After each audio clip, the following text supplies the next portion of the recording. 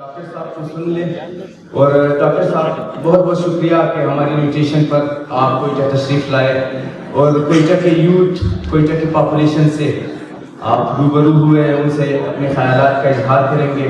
جیسا کہ آپ نے خود کہا تھا کہ آپ 60 سال بعد کوئٹہ آئے ہیں. Is Pakistani people or are Pakistani people a single nation or not? اور جو پاکستان میں رہنے والے لوگ ہیں وہ ایک نیشن ہے کہ نہیں، یا پورے پاکستان ایک قوم ہے کہ نہیں؟ ہاں 60 سال کے بعد آ رہا ہوں. بچپن میں آیا تھا یہاں پہ، اب تو کچھ پہچاننے میں نہیں آتا. سب کچھ بدل گیا ہے. کچھ اچھی چیزیں بھی ہوئی ہیں، ڈیولپمنٹ ہوئی ہے، مگر کچھ بہت دکھ کی باتیں بھی سنائی دیتی ہیں. اور وہ دکھ اس بات پہ ہے کہ آج ہمارے بیچ میں جو کمیونٹیز ہیں انہیں ٹارگٹ کیا جاتا ہے، وہ ظلم کا نشانہ بنی ہوئی ہیں، اور خصوصاً ہزارہ کمیونٹی. اسلام آباد میں بھی یہ خبریں پہنچتی ہیں، کراچی میں بھی پہنچتی ہیں، لیکن جب کوئی علمدار روڈ پہ جائے، ہزارہ ٹاؤن میں جائے تو اس کا ایفیکٹ کچھ اور ہوتا ہے. جب یہ بتایا جاتا ہے کہ یہاں وہ خودکش آیا تھا، یہاں وہ چوک ہے جہاں چیچنس کو مارا گیا، یہاں یہ ہوا، وہاں وہ ہوا. ہم کون ہیں؟ ہماری شناخت کیا ہے؟ ہاں ہم پاکستانی ہیں، میرے پاس شناختی کارڈ ہے پاکستان کا، میرے پاس پاسپورٹ ہے پاکستان کا، میں پاکستان میں پیدا ہوا. اور اکثر و بیشتر لوگ یہاں اسی سچویشن میں ہیں، ان کے پاس شناختی کارڈ ہے، ان کے پاس پاسپورٹ ہے، مگر ہم ہیں کون؟ ادھر بچوں سے بلوایا جاتا ہے ہر صبح، ہم کون ہیں؟ ہم پاکستانی ہیں. ہم کون ہیں؟ ہم مسلمان ہیں. تو میں نے اپنے آپ سے پوچھا کہ جو مسلمان نہیں ہے کیا وہ پاکستانی نہیں ہے؟ جب آپ یہ کتابیں کھولتے ہیں، مزید پڑھتے ہیں، تو پتہ چلتا ہے کہ سب سے پہلا پاکستانی محمد بن قاسم تھا، جو سن 712 میں کراچی کے نزدیک پہنچا. میرے آباء و اجداد کون ہیں؟ تو وہ عرب کی طرف دیکھتا ہے. اور پنجاب میں خاص طور پر آپ یہ دیکھتے ہیں کہ کچھ لوگ ہیں جنہوں نے عرب لباس پہننا شروع کیا تھا. ان کے جبے جیسے عرب کے جبے ہوتے ہیں، وہ سڑکوں پہ گرتے تھے، مگر زیادہ دیر کے لیے نہیں. ہاں عرب تو تھے لیکن ترک بھی تھے. اور جو سچے مسلمان ہیں وہ گھوڑے پہ سوار ہوتے ہیں، ان کے ہاتھ میں تلوار ہوتی ہے، اور وہ کافروں کی گردنیں کاٹتے ہیں. تو پاکستان تو جو ہمیں اپنی تاریخ اور اپنے آباء و اجداد اور ماضی کی تلاش ہے، وہ اس خواہش کو پوری کرنے کی یہ کوشش کی گئی ہے. لہذا بات کہ ہم کون ہیں سرکاری طور پر تو اس کا جواب دیا جا چکا ہے، لیکن اس سے مسئلہ حل نہیں ہوتا. اگر آپ سندھیوں سے پوچھیں کہ کیا محمد بن قاسم آپ کے آباء و اجداد میں سے؟ کچھ کہیں گے ہاں، لیکن بہت سارے کہیں گے نہیں. اگر آپ ان سے کہیں کہ کیا ارطغرل غازی وہ ہے آپ کے آباء و اجداد میں؟ وہ تو کہیں گے نہیں. لہذا یہ سیٹل مسئلہ نہیں. قوم کا احساس تب کوئی کسی کو دیکھے اور اس کے ساتھ کنیکٹ کر سکے، تو وہ کنیکشن ہے جس سے قوم بنتی ہے. اب وہ کنیکشن کس بنا پر بن سکتا ہے؟ ایک تو یہ ہے کہ شکل و صورت ملتی ہو، رنگت ملتی ہو، جسامت ملتی ہو. मगर ये काफी नहीं है। आप देखें तो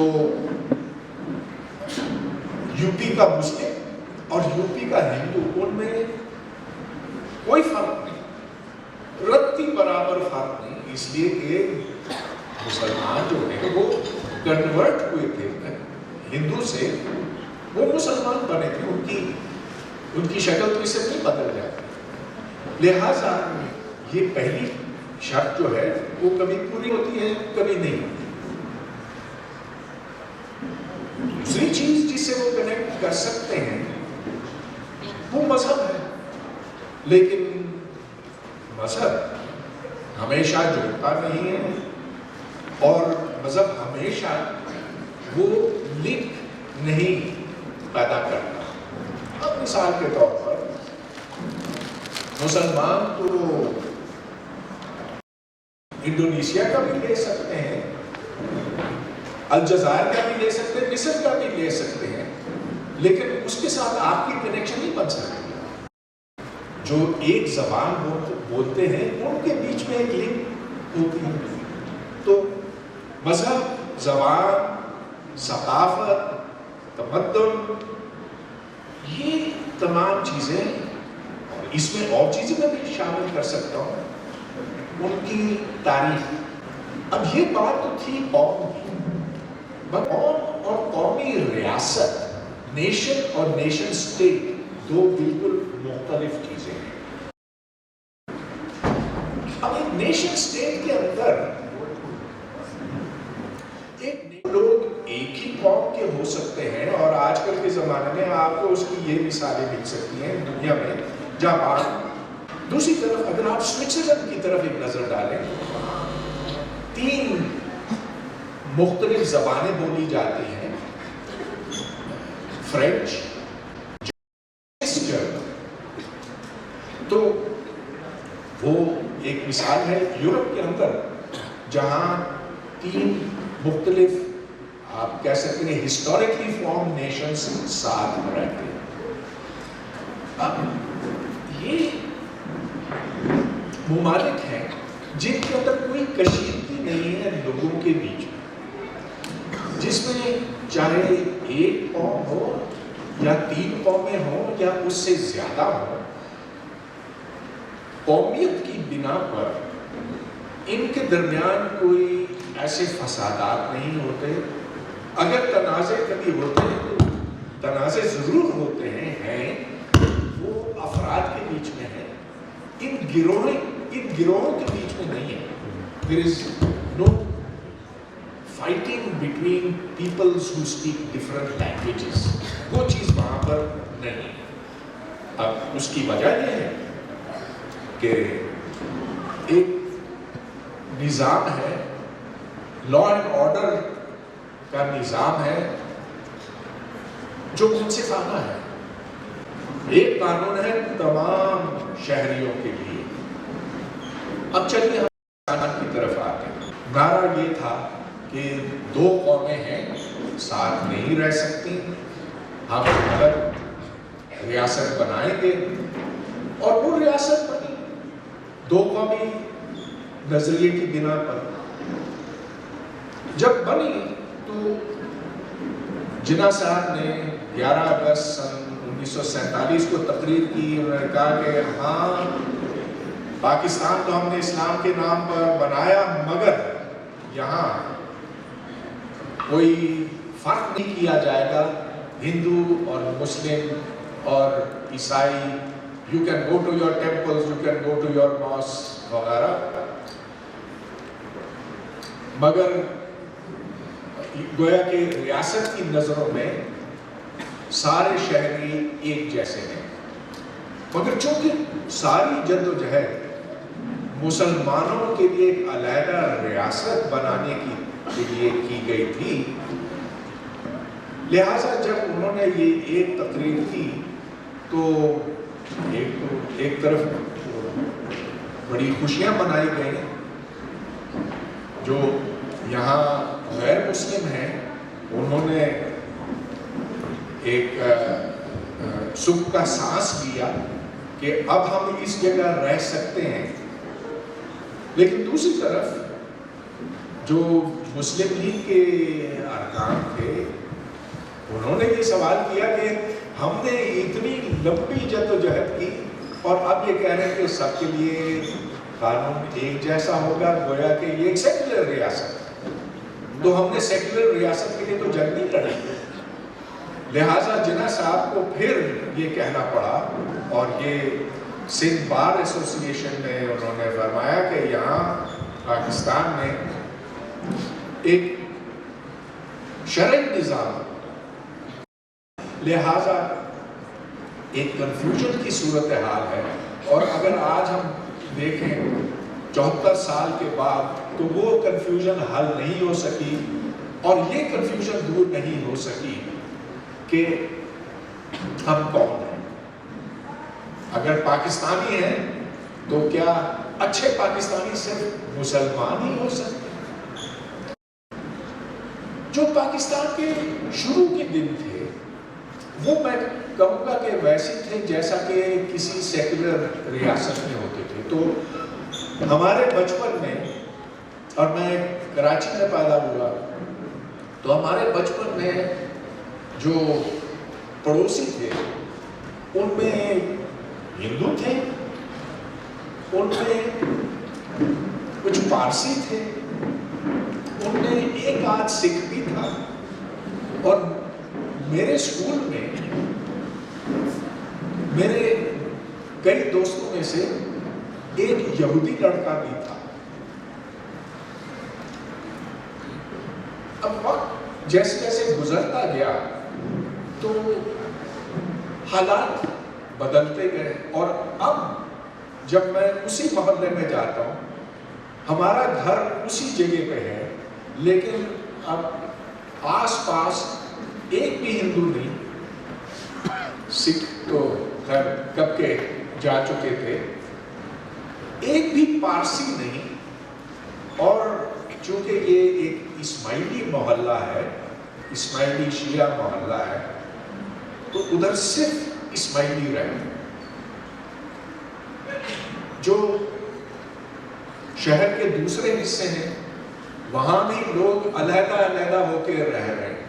عباس ٹاؤن میں شیعہ رہتے ہیں، صرف ایسے علاقے ہیں جیسا کہ ڈیفینس ہاؤسنگ سوسائٹیز ہیں جہاں دیواریں اتنی اونچی ہیں، باؤنڈری والز اتنی اونچی ہیں کہ آپ کو پتہ بھی نہیں کہ آپ کا پڑوسی کون ہے، تو وہاں ہر قسم کے لوگ رہتے ہیں، لیکن جہاں لوگ نزدیک نزدیک رہتے ہیں وہ سب ایک ہی قسم کے ہوتے ہیں۔ So this is a failure of nation building in Pakistan. یہ کہ ہم صرف اپنوں میں رہ سکتے ہیں، اپنوں سے مطلب کیا؟ وہ جو ہم شکل ہوں، وہ جو ایک ہی عقیدے کے ہوں، ایک ہی مکتب فکر کے ہوں، تو اس کا مطلب یہ کہ پاکستان پھر ناکام ہوا ریاست کے طور پر۔ اگر ایک ریاست کسی کمیونٹی کو محفوظ نہ کر سکے، اس کا تحفظ نہ کر سکے، تو this is a failure of the state. اب میں اس بات پہ لوٹتا ہوں، میں کون ہوں؟ میں پاکستانی ہوں، لیکن میں کون ہوں؟ تو میں نے اپنے ایک دوست سے کہا کہ مجھے بتاؤ، اس کا نام ہے شہریار آزاد۔ میں نے کہا شہریار یار، میں نے اس کے اوپر بہت سوچا ہے، اور تم بہت اچھا لکھتے ہو، تو مجھے ذرا لکھ کے بتاؤ واٹ ایم آئی۔ اس نے مجھے جو کچھ لکھ کے دیا وہ میں آپ کو پڑھ دیتا ہوں۔ I am the universe, I am the milky way, I am the earth, I am the flora and the fauna. I am a Homo sapien. I am a global citizen. I am an Asian. I am a Pakistani. I am a Sunni, Shia, Ahmadi, Parsi, atheist. I am a man, woman, transgender. I am a son, daughter, brother, sister, friend. I am all of the above and none of the above. کیا بات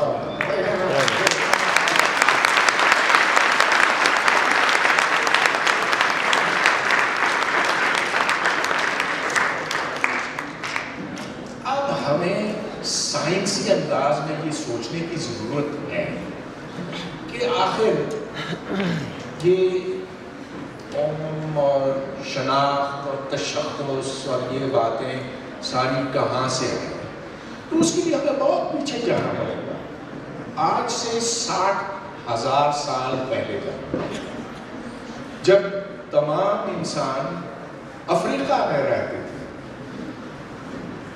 غرض یہ کہ اگر آپ انسان کی تاریخ دیکھیں تو we all have common ancestors. یہ کہنا کہ میرے آبا و اجداد عرب سے ہیں یا ترک سے ہیں یا منگولیا سے ہیں یہ بے معنی بات ہے، کیونکہ اس سے پہلے وہ افریقہ کے تھے. یہ وہ چیز ہے جو تمام انسانوں کو جوڑتی ہے. جینز کے اعتبار سے ایک انسان اور دوسرے انسان میں 0.00001% کا فرق ہے. بس میں اتنی سی بات کروں گا کیونکہ مجھے پتا ہے کہ بہت سارے سوال ہوں گے اور بے شک آپ اپنے آپ کو بالکل فری سمجھیں. جو آپ پوچھنا چاہیں آپ کریں، پوچھیں. بہت سے ایسے ٹاپکس ہیں جن کے لیے وقت نہیں تھا، لیکن سوال جواب میں ان پر مجھے امید ہے کہ سیر حاصل گفتگو ہو سکے. Thank you.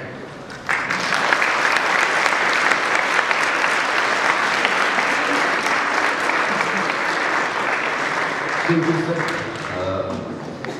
جو آپ کی دوست کی لکھی ہوئی تحریر آپ نے پڑھی کہ I am all of the above and none of the ابو.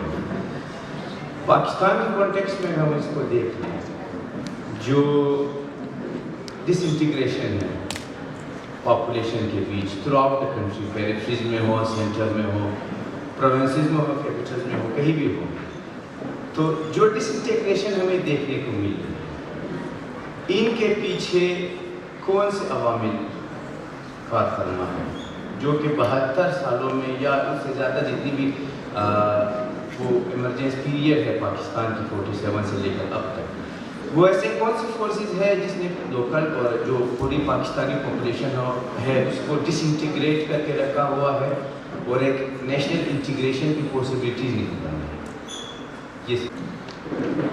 دو قومی نظریے میں تو یہ تھا کہ سارے مسلمان ایک قوم بناتے ہیں. قوم کی پہچان جو ہے وہ صرف اور صرف مذہب سے ہوتی ہے.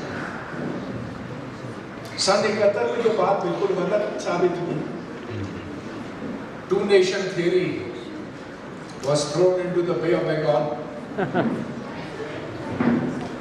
اب بنگالی ہم سے بات بھی نہیں کرنا چاہتے، دوبارہ الحاق کرنے کی بات تو چھوڑیں، وہ ہم سے یہ کہتے ہیں کہ جب تک تم معافی نہیں مانگو گے ہم تم سے بات بھی نہیں کریں گے، ویزے بھی نہیں دیں گے. اور اس وقت ہمیں یہ سوچ لینا چاہیے تھا، جو ارباب اختیار ہیں انہیں سوچ لینا چاہیے تھا کہ ٹو نیشن تھیوری کی بنا پر ہم پاکستان کو اکٹھے نہیں رکھ سکتے، اور اگر اس کو جوڑ کے رکھا تو وہ صرف زور بازو سے. یہ بات سمجھ میں نہیں آئی، اور آپ نے پوچھا کہ کیوں نہیں سمجھ میں آئی. اس کی وجہ یہ ہے کہ شروع دن سے جو پس پردہ طاقت ہے یا جو سامنے طاقت ہے وہ فوج ہی کی رہی ہے. اب آپ یہ پوچھ سکتے ہیں کہ ایسا کیوں ہوا.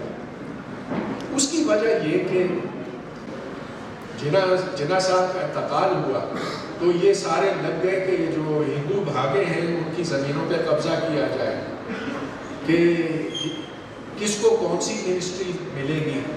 کسی کو ملک کی پرواہ نہیں تھی.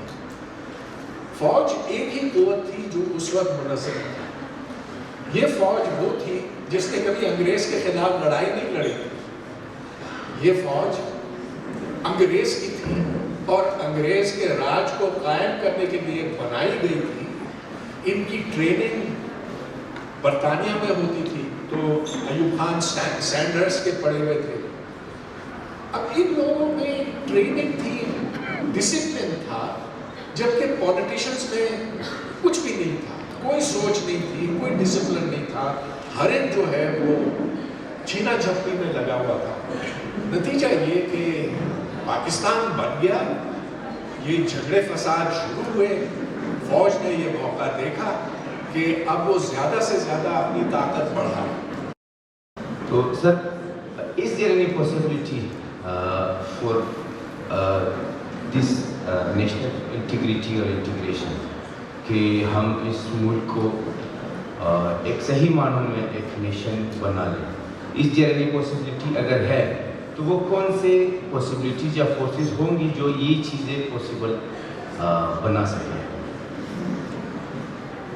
اس ملک کو اگر مضبوط کرنا ہے، اس ملک میں اگر فوج کو واپس بیرکس پہ بھیجنا ہے، اس ملک میں اگر جمہوریت چاہیے، تو ہمیں یہ قبول کرنا ہوگا کہ پاکستان اس ملک کے لوگوں کے لیے ہے، اس ملک کے لوگوں کے لیے بنایا گیا، کسی مخصوص طبقے کے لیے نہیں، زمینداروں کے لیے نہیں، فوج کے لیے نہیں، ادھر کے عوام کے. تو اگر ہم اس بات کو قبول کر لیں تو پھر یہ سوال اٹھتا ہے کہ پاکستان کا مقصد کیا ہونا چاہیے، جس کا جواب میں یہ دے سکتا ہوں کہ پاکستان کا مقصد وہی ہونا چاہیے جو دنیا کے باقی ملکوں کا ہے، یعنی کہ اپنے لوگوں کو ایک بہتر زندگی فراہم کرنا. یعنی کہ پاکستان کو کسی نظریے کی ضرورت نہیں، 2 قومی نظریے کی ضرورت نہیں، 6 قومی نظریے کی ضرورت نہیں. It has no need for any نظریہ. یہ آپ دیکھیں جو دنیا کے خوشحال ملک ہیں، جاپان دیکھ لیجیے، سویڈن، ناروے، ڈینمارک، آپ یورپ کا کوئی ملک دیکھ لیں، ہالینڈ. اب ہالینڈ جو ہے ہم سے 7 گنا چھوٹا ہے، 7 times smaller in population، لیکن اس کی جو کل قومی پیداوار ہے وہ ہم سے 7 گنا زیادہ ہے. وہ کیوں؟ اس لیے کہ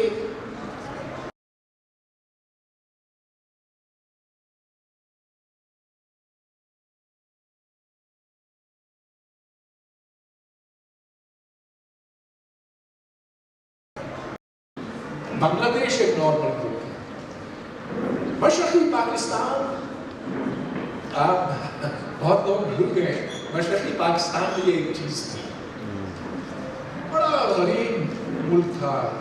اور جب ہم اسکول میں تھے تو ہم تو کہتے تھے کہ یہ بیچارے بنگالی یہ تو صرف مچھی کھاتے. اور جب بنگلہ کی نشریات آتی تھی، بادی صاحب آپ کو یاد ہوگا radio Pakistan used to have Bangla broadcast, news broadcast, اور وہ شروع اس طرح کے بیشش بنگلہ پور چھے، اور ہم ہنستے تھے اس پہ کیونکہ ہمیں کچھ سمجھ میں نہیں آتا تھا. اب تو میں بھول گیا کتنے سال پورو پاکستان. لیکن وہ بنگلہ دیش دیکھیں اب کہاں پہنچا ہے. ادھر جو G M P per capita ہے وہ اب پاکستان سے بڑھ چکا ہے، اس سے تجاوز کر چکا ہے. وہاں جو آبادی تھی 1947 میں وہ مغربی پاکستان کی آبادی سے زیادہ تھی، یعنی کہ بیشتر پاکستانی وہ مشرقی پاکستان میں رہتے تھے. اب وہ آبادی کم ہو گئی، وہاں تعلیم زیادہ ہے، وہاں عورتیں لیبر فورس میں شریک ہیں، وہاں عورتوں کو آزادی ہے، وہاں پریس کو آزادی ہے، وہ لیونگ سٹینڈرڈز کے حساب سے ایک بہتر ملک ہے بنسبت مغربی پاکستان کے، جو کہ آج کل کا پاکستان ہے۔ تو یہ سب کچھ اس لیے ہو سکا کہ وہ نظریاتی ملک نہیں ہے، جو غیر نظریاتی ملک ہے، جو صرف اس چیز کو سامنے رکھتے ہیں کہ ہمیں اپنے سٹیزنز کو بہتر زندگی دینا ہے، کوئی کام۔ تو سر کون سے ایسے فورسز ہو سکتے ہیں جو یہ پاکستان کو ایک نارمل اسٹیٹ، دنیا کے دوسرے اسٹیٹس کی طرح ایک نارمل اسٹیٹ بننے میں کنٹریبیوشن ادا کرے اپنی؟ اگر پاپولیشن کی بات کریں جنرل پبلک کی، تو کوئی سوشل میڈیا پوسٹ تھا کہ کسی نے کہا کہ میں نے اس سے پوچھا کہ تم ہندو ہو یا مسلمان، تو اس نے کہا میں بھوکا ہو صاحب۔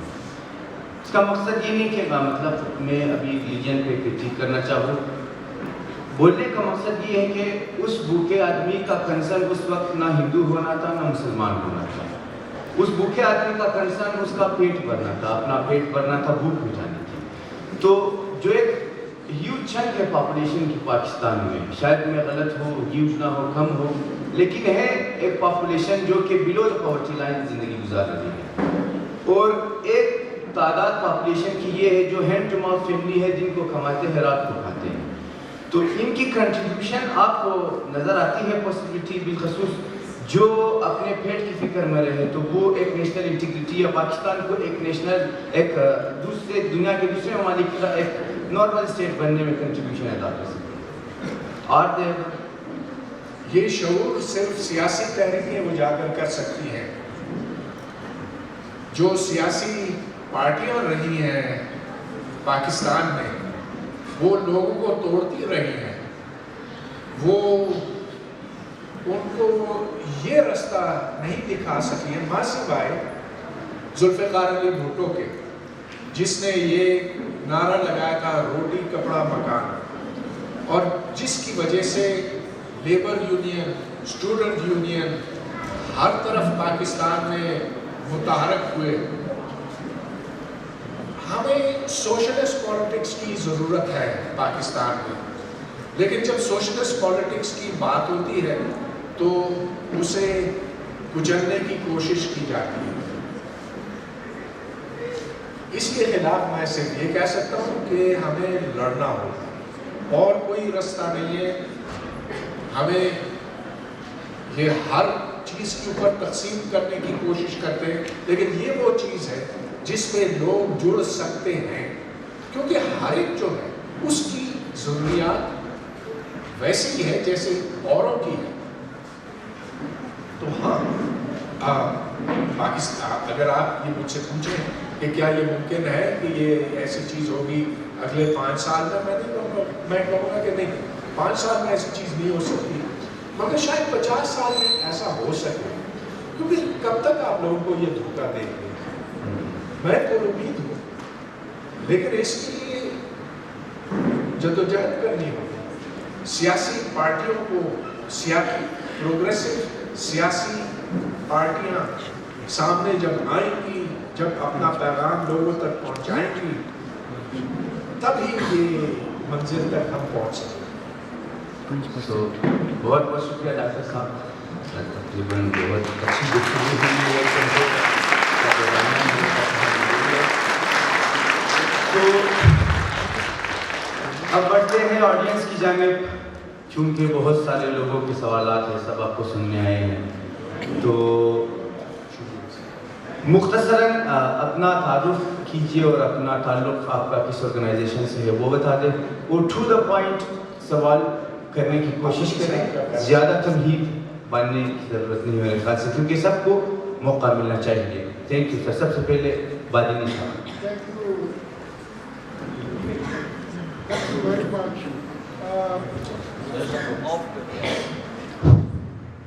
Thank you very much, sir.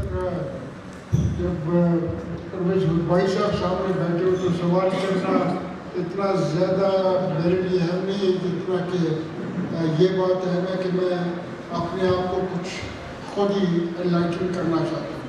سر آپ نے مثال دی عائشہ جلال کی، اور عائشہ جلال کو میں نے پڑھا اس کے سورس کو، میں ان کو بہت پہلے اور اس کے بعد میں نے پروفیسر اشتیاق کو بھی پڑھا. اس میں مجھے دو باتیں نظر آئیں. ایک طرف سے عائشہ جلال کی جو لاجک ہے, جو منطق ہے, اس کے مطابق اس کو یہ ثابت کرنے کی کوشش کی ہے کہ قائد اعظم محمد Ali Jinnah he did not want Pakistan initially. He was all out for India, but it was the prejudicial mind or parochial mind of the Hindus, or the narrow-mindedness of the Hindus, because of which Qaid Azam was compelled to go for Pakistan. Otherwise, or other way round, Professor Ishtiaq says no. Qaid Azam was predetermined. After some time, after 36, when he came from England back to, he was called the ambassador of Hindu-Muslim unity, but afterwards, in 45 perhaps, or something around, maybe I'm wrong, but he started talking about Pakistan, and that he made Pakistan, and he opted for Pakistan, he fought for Pakistan. Professor Ishtiaq says no. Qaid Azam was bent upon making Pakistan on behalf of the British squad. What you can say, sir? What do you think, sir?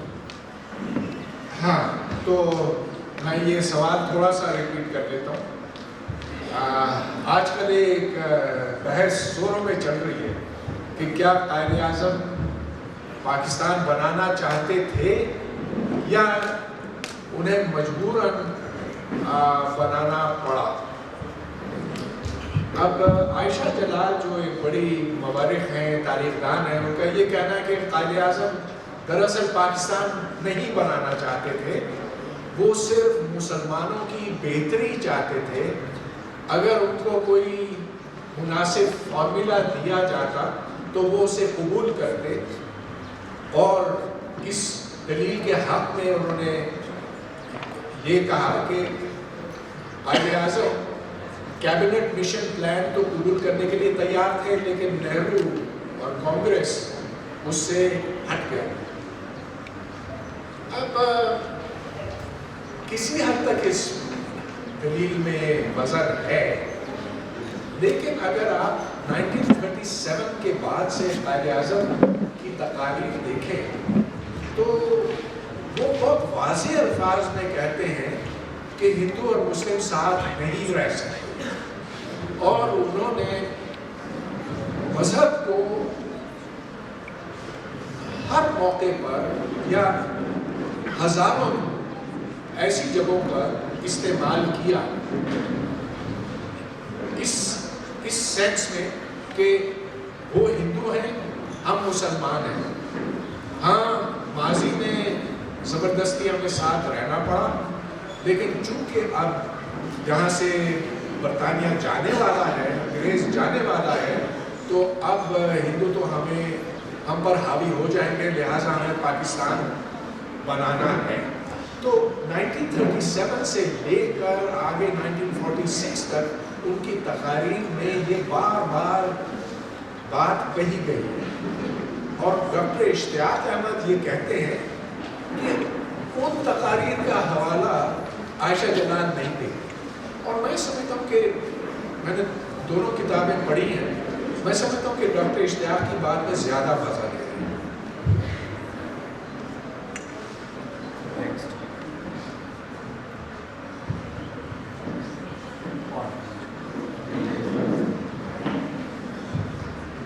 अस्सलाम वालेकुम, नजीबुल्लाह मेरा नाम है. मैं सवाल मैंने हसन रज़ा साहब से भी किया, तो तकरीबन इसी से मैंने सवाल किए.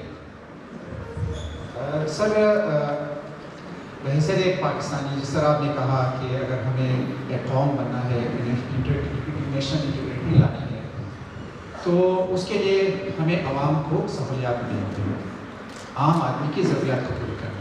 तो इस तनाज़ुर में क्या पाकिस्तान किस बुनियाद पर बना, इस पर बहस करना कोई मानी भी रखता है कि ये एक चीज़ है कि क्या हम कायदे का नज़रिया क्या था, इमाम इकबाल ने क्या सोच कर पाकिस्तान बनाया, इसकी कोई अहमियत मेरे नज़र में नहीं रहती. इसके हवाले से बात करें सर आप.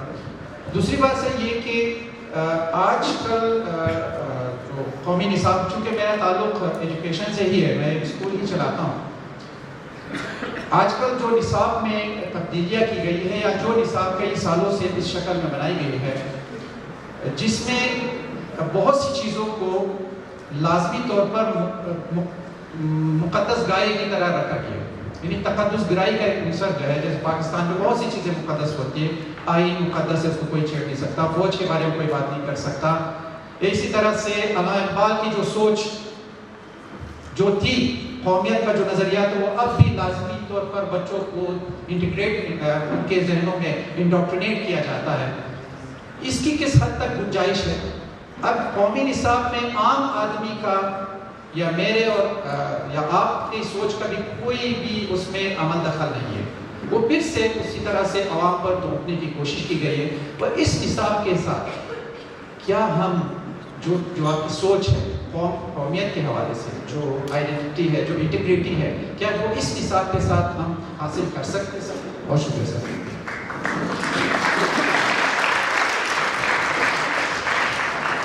دونوں سوال بہت بنیادی ہیں، بہت اہم ہیں۔ ہم ماضی پر کیوں بحث کریں؟ آخر پاکستان تو بن گیا، وہ 74 سال پرانی، 80-90 سال پرانی بحثیں اب کیوں سامنے لائے؟ اس کی وجہ یہ ہے کہ اب تک یہ طے نہیں ہوا کہ پاکستان ایک مسلم ریاست ہے یا اسلامی ریاست۔ مسلم ریاست تو وہ ہے جس میں اکثریت مسلمانوں کی ہے، جبکہ ایک اسلامی ریاست وہ ہے جس میں شریعت کا نفاذ ہوگا۔ تو یہ مسئلہ سب سے پہلے تو ضیاء الحق کے وقت اٹھایا گیا، جب ضیاء الحق نے یہ کوشش کی کہ مسلم ریاست سے ہٹ کے ہم ایک اسلامی ریاست بنے۔ اب یہ مسئلہ پھر اٹھایا گیا ہے ریاست مدینہ کی شکل میں۔ لہٰذا یہ پوچھنا کہ پاکستان کیوں بنا، اس سوال سے ہم دور ہٹ نہیں سکتے۔ اور نہ صرف یہ کہ اب ہم یہ بحث کر رہے ہیں، یہ اگلے 50 سال تک بحث رہے گی، آپ چاہیں نہ چاہیں، لیکن تاریخ کو آپ کو دیکھنا پڑے گا، اس کو سمجھنا پڑے گا، اس کے حساب سے دلائل دینے پڑیں گے۔ نصاب کی بات، اب نصاب بھی اسی حساب سے بدلا جاتا ہے کہ پاکستان کیوں بنا اور کہ ادھر نظام کیسا ہونا چاہیے۔ تو اب جو نصاب بنایا گیا ہے، جو واحد قومی نصاب کہلاتا ہے یا یکساں قومی نصاب کہلاتا ہے، یہ پچھلے نصاب سے خاصا مختلف ہے۔ ایک تو یہ کہ اس میں جو مذہبیت شامل کی گئی ہے وہ کافی زیادہ ہے پہلے کے مقابلے میں۔ ایک اسٹوڈنٹ کو اب نہ صرف یہ کہ پرانی آیات یاد کرنی پڑے گی، لیکن اس کا ترجمہ بھی، علاوہ اس کے، اور یہ چیز پہلے نہیں ہوتی تھی، اب حدیثیں یاد کرنا ہوگی، حدیثوں کا ترجمہ بھی یاد کرنا ہوگا۔ اس کے علاوہ دعائیں، کھانے سے پہلے کیا دعا پڑھی جائے، اس کے بیچ میں کیا پڑھی جائے، ڈکار آئے تو کیا پڑھی جائے، سیڑھی چڑھتے وقت کیا دعا پڑھی جائے، اترتے وقت کیا پڑھی جائے۔ اچھا آپ ہنس رہے ہیں اس پہ، لیکن میرے ڈپارٹمنٹ میں، physics department Quaid Azam university میں 10 سال پہلے تک تو یہ حدیثیں نیچے چسپاں کی گئی تھی کہ سیڑھی اوپر چڑھتے وقت آپ یہ پڑھیں، اترتے وقت یہ پڑھیں۔ سر سوری ٹو انٹرپٹ، وہ ایک ریسنٹلی میں نے دیکھا، وہ لکھا ہوا تھا کہ اگر مدنی کھجور میں کیڑا آئے تب کیا کریں۔ یہ چیزیں بڑے بڑے مسائل، بہت بڑے۔ تو چلیے آگے چلتے ہیں۔ نیکسٹ یس ہمارا سوال۔ ہاں سوری، ایک اور بات، صرف یہ نصاب نہیں ہے، اس میں اب اور چیزیں بھی شامل ہوئی ہیں۔ پنجاب اسمبلی نے یہ ایک بل پاس کیا ہے کہ وہ اسٹوڈنٹ جو پنجاب میں پڑھتے ہیں उन्हें ना BA मिल सकता है, ना BSc मिल सकती है, ना MA मिल सकता है, MSc, MPhil, PhD, MBBS कुछ नहीं मिल सकता जब तक वो कुरान पर एक टेस्ट पास ना करें। तो सिर्फ निसाब नहीं, लेकिन उसके अलावा ये तमाम शराइत भी अब आयद की गई। अस्सलाम वालेकुम सर, मेरा नाम रूज है और मैं बीरूज यूनिवर्सिटी की लेक्चरर हूँ। सर मेरे लिए बहुत ऑनर की बात है कि मैं सब आपसे क्वेश्चन कर पा रहा हूँ। Sir Pakistan is the second youngest country, 68% of जो हमारी पॉपुलेशन है वो जवान लोगों में शुमार की जाती है। सर अभी आपने एक बात की कि there can be unity in diversity, तो मुझे ये चीज़ जो है वो हम लोगों के अंदर जो बहुत इस चीज़ की कमी महसूस होती है, क्योंकि जब हम रेवोल्यूशंस की बात करते हैं तो तहरीकें जितनी भी होती हैं वो कौमें लेके आती हैं, और हम तो हजूम हैं और हजूमों को डिस्पर्स करना बहुत आसान हो जाता है। I am still finding a वे कि किस तरीके से ये यूथ 68% ऑफ द पॉपुलेशन अगर कंबाइन होती है और इस डाइवर्सिटी में अगर यूनिटी आती है, देन आई एम होपफुल कि शायद यहाँ पर कोई रेवोल्यूशन आ सके। Thank you sir. आपका स्टूडेंट हो सर, आपने बहुत अच्छा जो सेशन में आपने पिछले सेशन भी सुना है। अमूमन जो हमारे कार्य इंटेलेक्चुअल्स होते हैं वो बड़ी क्रिटिक करते हैं, आपका सोल्यूशन बड़ी ठीक था कि पाकिस्तान उस वक्त सही सिमत में आएगा जब एक नॉर्मल स्टेट बनेगा, और आपने ये भी बताया उसका स्टेप भी कि इसके लिए पॉलिटिकल पार्टीज बड़ा किरदार अदा कर सकती है। क्या आप नहीं समझते कि हमारे जो इंटेलेक्चुअल्स हैं, जो लिखारी है, वो अपने कलम के जरिए हमारी जो यूथ है, पाकिस्तान की यूथ को एक नया नॉर्मल वेलफेयर स्टेट का ख्वाब दे, ताकि हमारी यूथ आइंदा 5 नहीं 10-20 साल बाद ये ख्वाब की तामीर कर सके।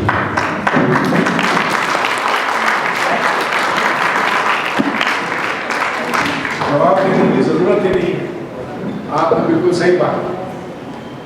और ये देखें कि अब सोशल मीडिया के ज़रिए से लोग कनेक्ट करते हैं। मैं नहीं करता, कोई फेसबुक अकाउंट नहीं, कोई ट्विटर नहीं, लेकिन मैं देखता हूँ कि लोग एक दूसरे के साथ करते हैं और इससे एक सियासी शऊर फैला है। मैं सिर्फ इधर की बात नहीं कर रहा हूँ, हिंदुस्तान की, मैं लाहौर की बात कर रहा हूँ।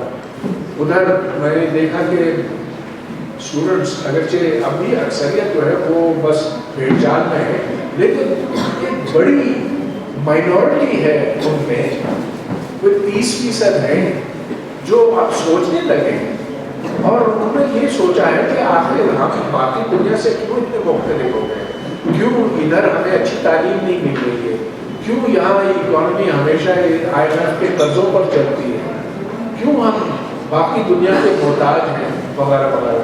तो देयर इज थिंकिंग, ये नौजवान है और अब जिसको यूथ बल्ज कहते हैं, यहाँ बहुत से अब हमारी जो पॉपुलेशन है वो यंग की तरफ जा रही है। तो अगर इतने शऊर पैदा किया जाए, इनको तालीम दी जाए, इस तरह से आगे उठ सकेगा, बढ़ सकेगा, बेहतर की तरफ जा सकेगा।